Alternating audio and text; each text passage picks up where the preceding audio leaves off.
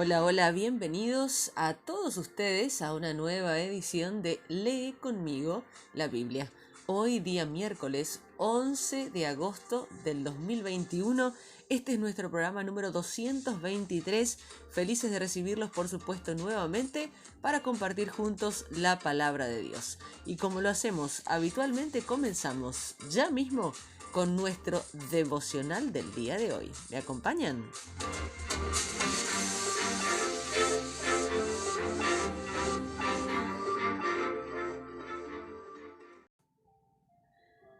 Y nuestro devocional se titula Ansiedad y paz. La ansiedad puede robarte el disfrute de la vida. Sus causas son numerosas. La salud, el trabajo o la falta de los mismos, finanzas, deudas, facturas sin pagar y demás, junto con muchas otras cosas. Algunas de las mayores causas de ansiedad son aquellas que vemos en el pasaje del Nuevo Testamento que hoy vamos a compartir. Relaciones, matrimonio o la falta de este, soltería y divorcio. Nuestro pasaje del Antiguo Testamento en el libro de Eclesiastés sugiere que gran parte de la ansiedad que experimentamos está causada por algo más profundo. Ese algo podría ser descrito como la ansiedad de la falta de sentido. En medio de todo esto, estás llamado a vivir en paz. El Salmo 94 nos insta y nos dice, háblale a Dios acerca de tus ansiedades. ¿Sabes lo que es experimentar gran ansiedad? Ciertamente el salmista lo sabía. Él escribe, para que tenga tranquilidad cuando llegue los días malos. Cuando alguna vez dije, mis pies resbalan, tu amor, Señor, vino en mi ayuda. En medio de las preocupaciones que se agolpan en mi mente, tú me das consuelo y alegría. Él prosigue diciendo, pero el Señor es mi protector, es mi Dios y la roca en que me refugio.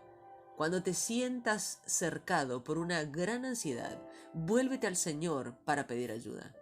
Cuando en mí la angustia iba en aumento, tu consuelo llenaba mi alma de alegría. En el amor de Dios encontramos alivio, consuelo y alegría. La traducción de la Biblia de Message traduce que Dios provee un círculo de quietud dentro del clamor del mal. Versículo 13.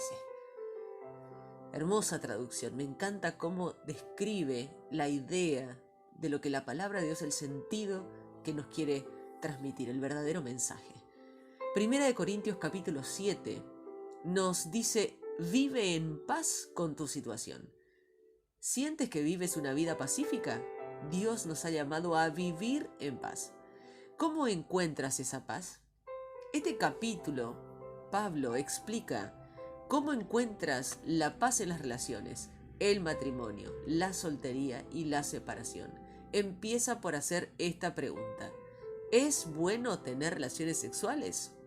Arranca con esta pregunta en el versículo 1. A lo que responde, ciertamente sí, pero solo en el contexto determinado. Versículo 2. Pablo se enfrenta a dos peligros opuestos. Aquellos que dicen que todas las cosas son lícitas, como lo leímos el día de ayer en el capítulo 6, lo cual lleva a la inmoralidad. Y aquellos que son ascetas, súper espirituales, que niegan totalmente el cuerpo. En respuesta, Pablo contesta varias preguntas. La número 1, la primera pregunta. ¿El matrimonio es el propósito general de Dios? Respuesta, el matrimonio es la norma para todos los hombres y mujeres. Cada hombre debe tener su propia esposa y cada mujer su propio esposo. Versículo 2. La voluntad general de Dios es que la gente se case para así ser compañeros, como dice Génesis capítulo 2, verso 18, para procrear, como dice Génesis capítulo 1, verso 28, y disfrutar, como dice 1 Corintios capítulo 7, versos 1 al 5. La soltería es la excepción y constituye un llamado especial. La razón que Pablo da aquí es en vista de tanta inmoralidad, de la que nombra en el versículo 2, o como dice la traducción de la Biblia, The Message, el impulso o los impulsos sexuales son fuertes, pero el matrimonio es fuerte para contenerlos y proveer una vida sexual equilibrada y plena en un mundo de desorden espiritual, como dice el verso 2. Pablo se enfrenta a aquellos que le hacen oposición en su propio terreno, pues reaccionaban contra la inmoralidad, abogando por excluir el sexo y el matrimonio. Pablo responde que además de por todas las razones positivas, la tentación de la inmoralidad es una buena razón para casarse. La segunda pregunta: ¿cuál es la actitud cristiana acerca del sexo dentro del matrimonio?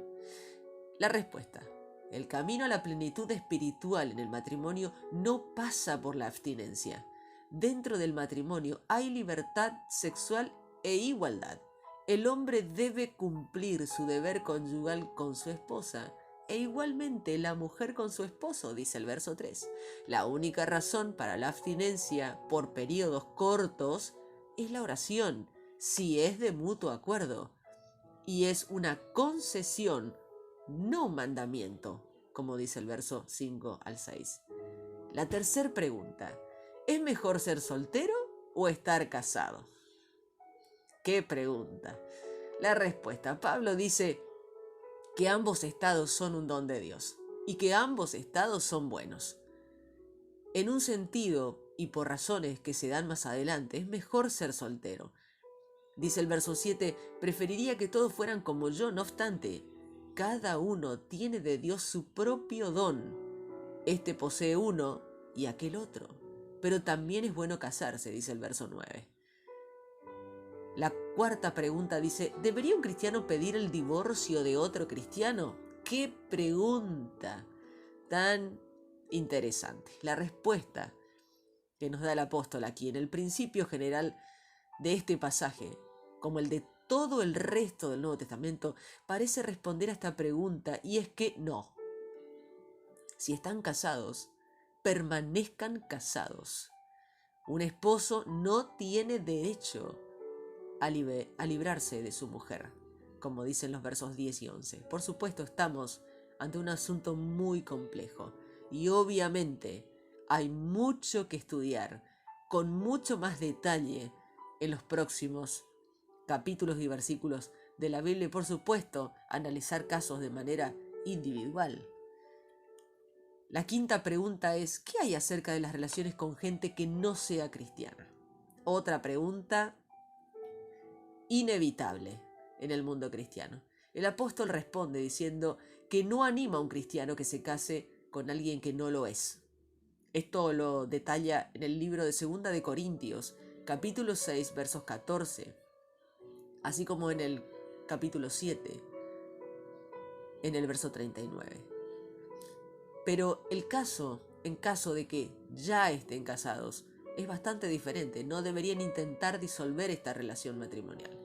Los opositores de Pablo les preocupa que estar casado con alguien no cristiano contamine el matrimonio. La respuesta de Pablo es que es justo lo contrario, porque el esposo no creyente ha sido santificado por la unión con su esposa y la esposa no creyente ha sido santificada por la unión con su esposo creyente.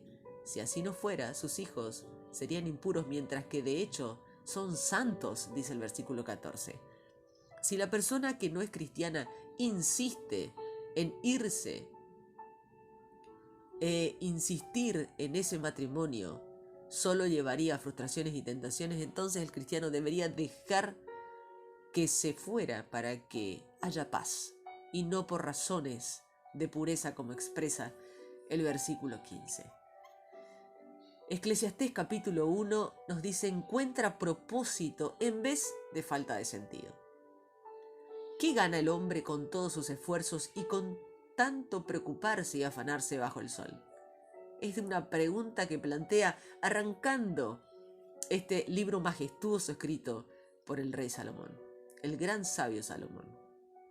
En una traducción de la Nueva Versión Internacional en inglés, la expresión bajo el sol aparece en 28 ocasiones en este libro. Se usa para describir la búsqueda de sentido que nunca se mueve más allá de la vida de este mundo. El libro de Eclesiastés es la historia de la ansiedad de una persona para encontrar el sentido. El escritor, poniéndose en la piel del rey Salomón hace 3000 años, busca en varias áreas. Joyce Meyer escribe: Salomón era un hombre ocupado, probó todo lo que podía probar e hizo todo lo imaginable, pero al final de su experiencia se sintió vacío, amargado, agotado, desencantado y sobre todo frustrado. El libro de Eclesiastés expresa algunas de estas frustraciones sobre la vida. Eugene Peterson, que es el autor del libro de Eclesiastés, él escribe, autor de varios libros, y él escribe sobre el libro de Eclesiastés diciendo que no dice mucho acerca de Dios. El autor deja eso para los otros 65 libros de la Biblia. Su tarea es poner a la luz nuestra incapacidad total de encontrar sentido, así como de hacer nuestras vidas completas por nuestras propias fuerzas. Se trata de una exposición en la que se rechaza todas y cada una de las expectativas arrogantes que tenemos de vivir nuestras vidas por nosotros mismos y a nuestra manera. Salomón descubre que todas las cosas hastían más de lo que es posible expresar. En el verso 8 él dice: todos sus días están plagados de sufrimientos y tareas frustrantes, y ni siquiera de noche descansa su mente. Y también esto es absurdo. Intelectualismo. Él empieza por atacar la sabiduría y el conocimiento, que solo conduce a más problemas y que entonces más se sufra. Como lo describe la Biblia de Message, cuanto más sabes, más duele. Acumular sabiduría y conocimiento no resuelve la causa última de la ansiedad, que es la falta de sentido. El segundo punto que plantea el libro de Eclesiastés es el hedonismo.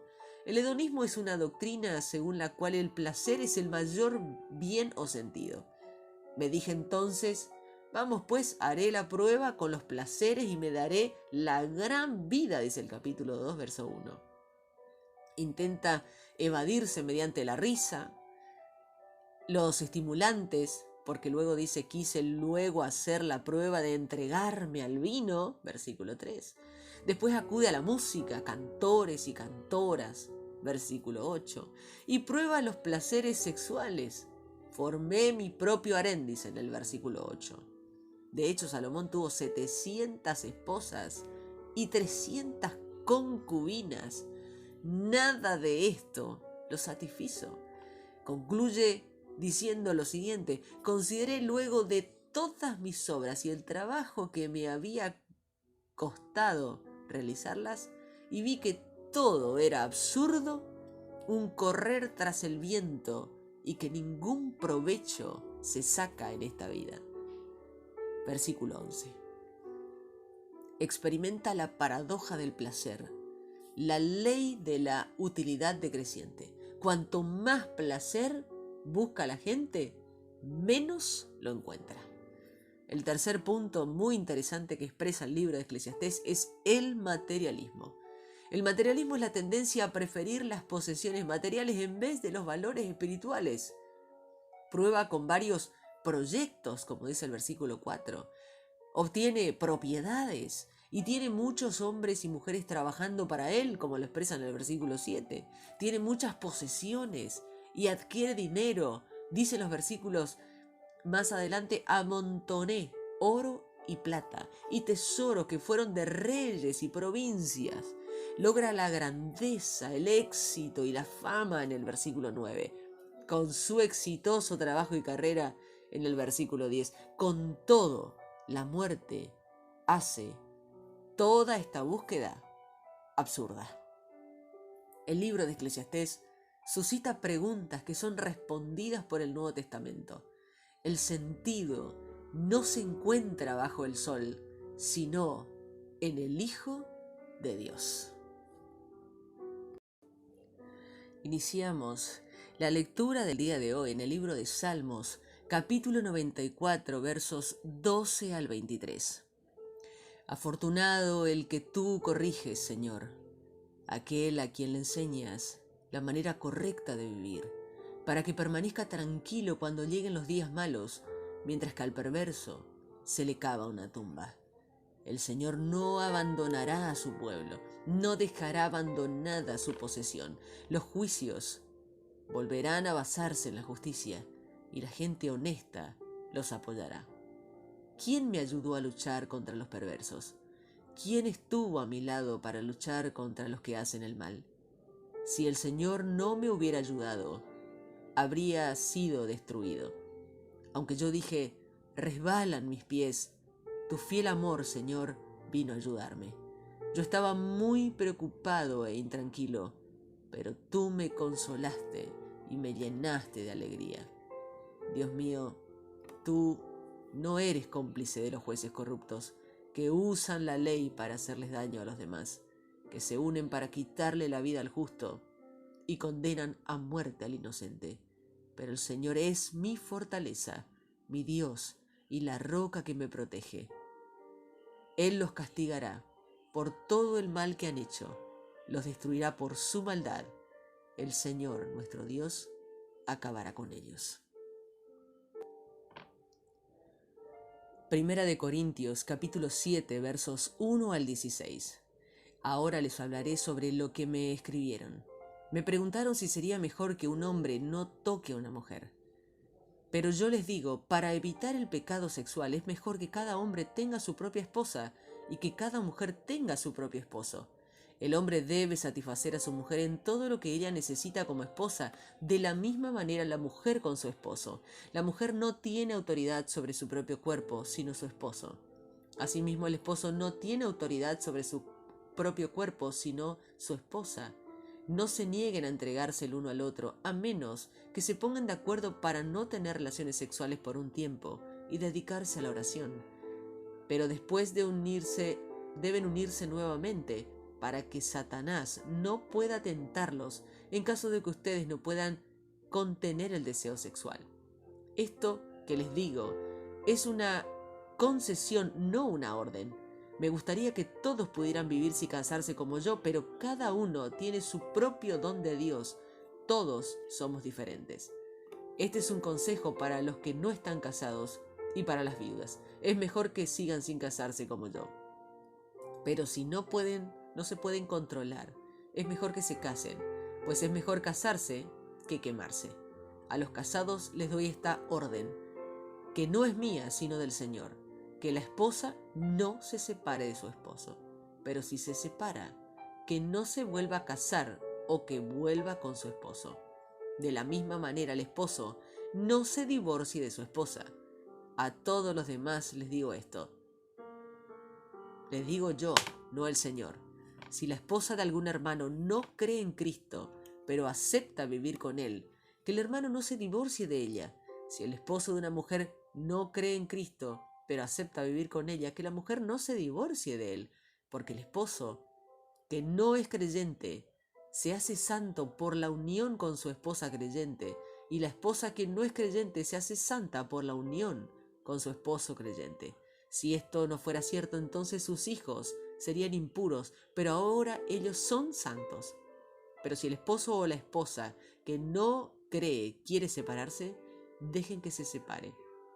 En ese caso, el esposo o la esposa creyente no tiene obligación, porque Dios los ha llamado a vivir en paz. Tengan en cuenta, esposas, que su ejemplo puede guiar a su esposo a ser salvo. Esposos, su ejemplo puede guiar a su esposa a ser salva. Uno no sabe qué puede pasar más adelante. Eclesiastés capítulo 1. Esto es lo que dijo el maestro, hijo de David, el rey de Jerusalén. Nada tiene sentido, dice el maestro. Nada en absoluto tiene sentido. Nada en absoluto. ¿Qué gana el ser humano con todo el trabajo que realiza bajo el sol? La gente vive y muere, pero la tierra dura para siempre. El sol se levanta y luego se oculta y se apresura a levantarse de nuevo en el mismo lugar. El viento sopla hacia el sur y luego gira al norte. Sigue dando siempre las mismas vueltas. Todos los ríos corren una y otra vez al mismo lugar. Van al mar y sin embargo, el mar no se llena. Todo lo que dice ya se dijo y no es posible decir algo nuevo. Sin embargo, el oído siempre quiere oír más y al ojo nada de lo que ve le satisface. ¿Qué sucede? ¿Qué sucedió antes? Lo mismo que sucederá después. ¿Qué se hizo antes? Lo mismo que se hará después. No hay nada nuevo bajo el sol. Algunos dicen que tal cosa es nueva, pero en realidad siempre ha estado allí. Estaba allí antes de que existiéramos. La gente de hoy en día ni se acuerda de lo que sucedió hace mucho tiempo. En el futuro la gente no recordará lo que está sucediendo ahora. Y más tarde la gente de otras épocas no sabrá lo que hicieron los que vivieron antes que ellos. Yo, el maestro, fui rey de Israel en Jerusalén. Decidí estudiar y usar mi sabiduría para aprender acerca de todo lo que se hace bajo el sol. Aprendí que Dios le ha dado una tarea muy agobiante a los seres humanos. Observé todo lo que se hace bajo el sol y concluí que nada tiene sentido. Todo es como atrapar el viento. El mundo está torcido y ya no se endereza. Por más cuentas que se hagan, nunca se completa lo que falta. Así que un día estuve pensando, tengo mucha fama, soy muy sabio y más que todos los reyes que vivieron en Jerusalén antes de mí. Soy capaz de investigar la sabiduría y el entendimiento. Entonces, me dediqué a investigar la sabiduría y el entendimiento y terminé en tonterías y estupideces. Buscar la sabiduría es como intentar atrapar el viento, porque entre más sabiduría, más frustración, y a medida que uno más entiende, más dolor se experimenta. Eclesiastés capítulo 2. Entonces me propuse esto. Voy a divertirme a probar los placeres y todo lo que es darse la gran vida. Pero esto tampoco resultó tener sentido. Es una tontería pararse todo el tiempo sonriendo. No hacer más que divertirse no sirve de nada. Así que decidí llenar mi cuerpo de vino mientras llenaba mi mente de sabiduría. Traté de hacer esa tontería porque quería ver si ese era el único bien del ser humano que puede encontrar para disfrutar su corta vida. Entonces empecé a hacer grandes obras. Construí palacios, planté viñedos, cultivé jardines, hice parques y planté en ellos toda clase de árboles frutales. Me hice construir estanques de agua para regar los árboles en crecimiento. Compré esclavos y esclavas.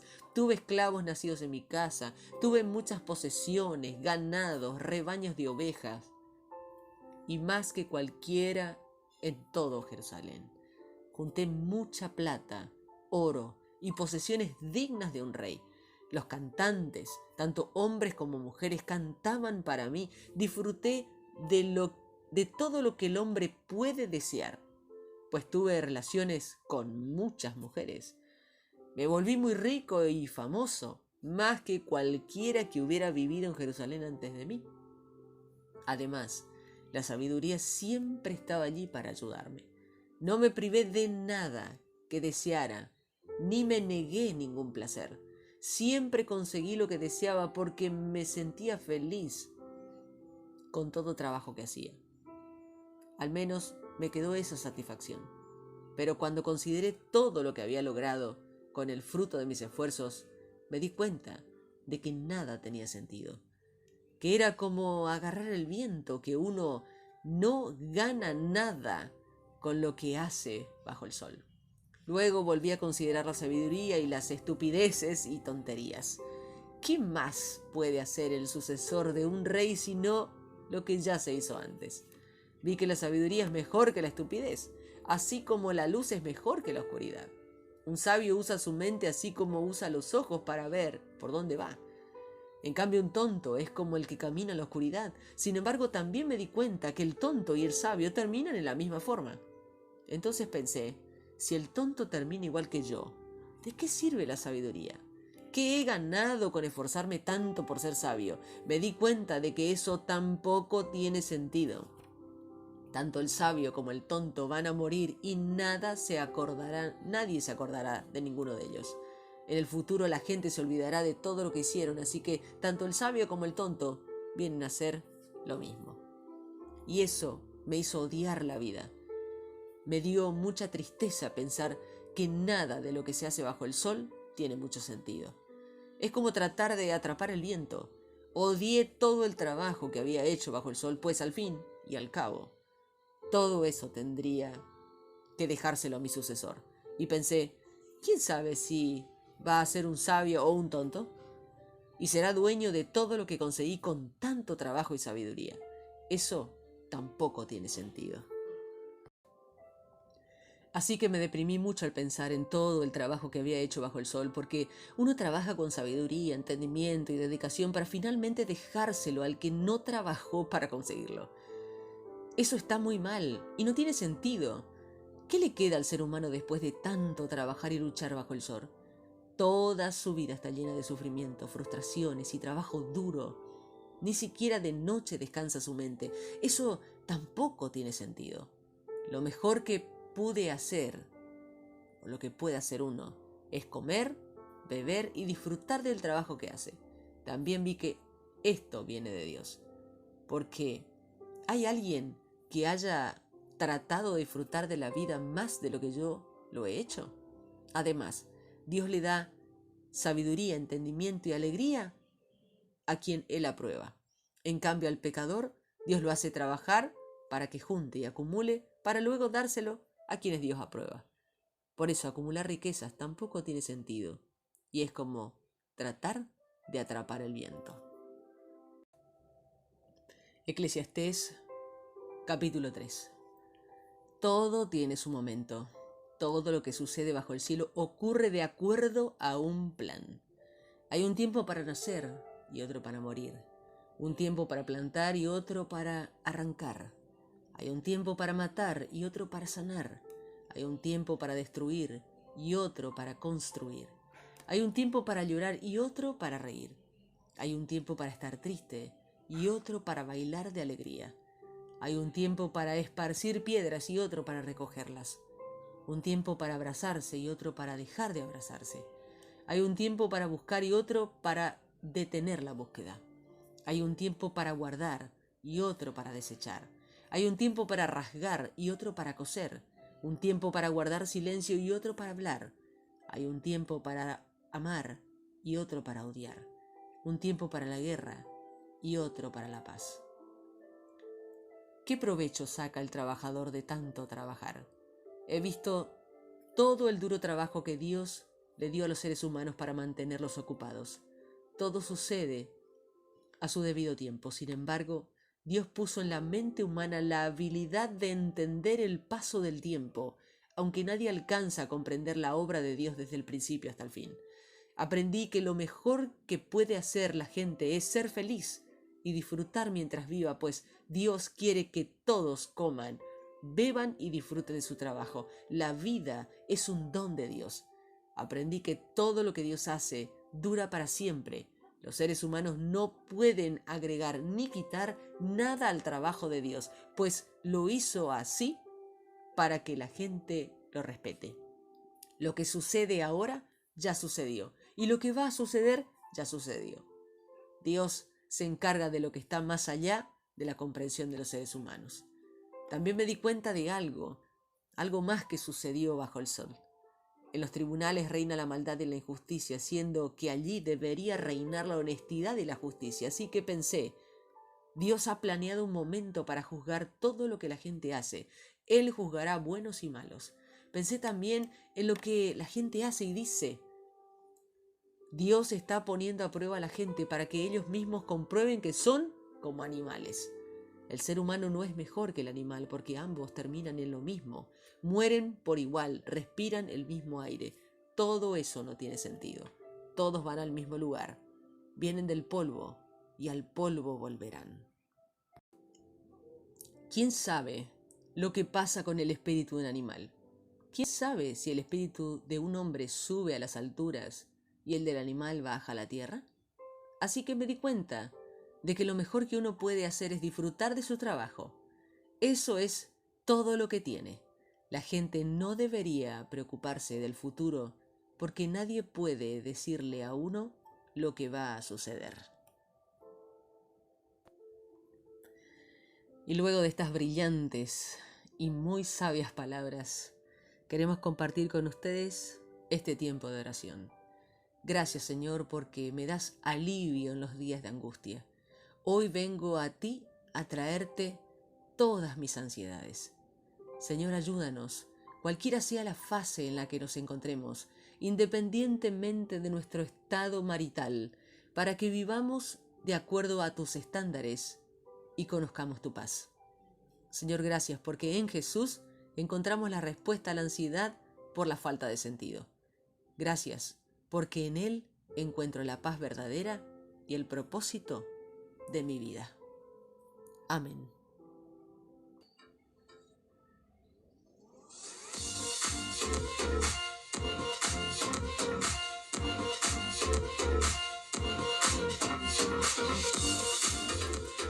Y así llegamos al final de nuestra edición de hoy. Hermosa nuestra lectura, preciosos los contenidos de la palabra de Dios para nosotros que nos hablan de la ansiedad y de la paz. ¡Qué lección tan importante! Gracias por compartirla conmigo, espero que haya sido de tanta bendición como lo ha sido para mí. Y por supuesto nos encontramos mañana, si Dios así lo permite, en otra edición de Lee conmigo la Biblia. ¡Bendiciones!